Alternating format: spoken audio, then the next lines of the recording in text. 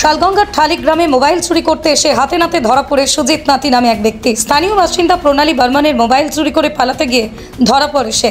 খবর পেয়ে পুলিশ এলেও আশ্চর্যজনকভাবে চুরির এফআইআর না করার জন্য মোবাইল মালিককে চাপ দেয় পুলিশ। কোর্ট কাছারির ভোগান্তির ভয় দেখিয়ে প্রণালী বর্মনের থেকে একটি বন্ডে সই করিয়ে নেওয়া হয়, যাতে ভবিষ্যতে তিনি অভিযোগ না করতে পারেন। এই ঘটনায় পুলিশের ভূমিকা নিয়ে ক্ষোভে ফেটে পড়েন স্থানীয়রা। প্রশ্ন উঠছে, চোর ধরা পড়ও যদি বিচার না হয় তবে সাধারণ মানুষ কোথায় যাবে? মোবাইল চুরি হয়েছে, এই মোবাইলটা দিনের বেলা 2-3টার সময় প্রথম আইসে আমরা ঘরে জল খাইতে লাগে। তো আমরা আমার স্বামী কইছে তুমি এখানে না আমার আচ্ছা, তো জল বার করবা লাগে ঘরে ঢুকে, সেই সময় মোবাইলটা নিয়ে গেছে। মোবাইলটা বাইরে রয়েছে, তো মোবাইলটা লইয়া প্রণালী বর্মন, সজল বর্মন। তুমি মোবাইল লইয়া মদ খাওয়াত আইছো, তুমি নেশা করিয়া মোবাইল লইয়া বাক্স কিনব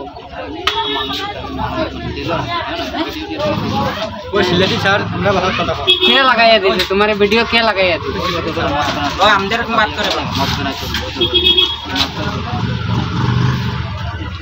ও মাছটা তুমি দেখাইতে পারবাই না।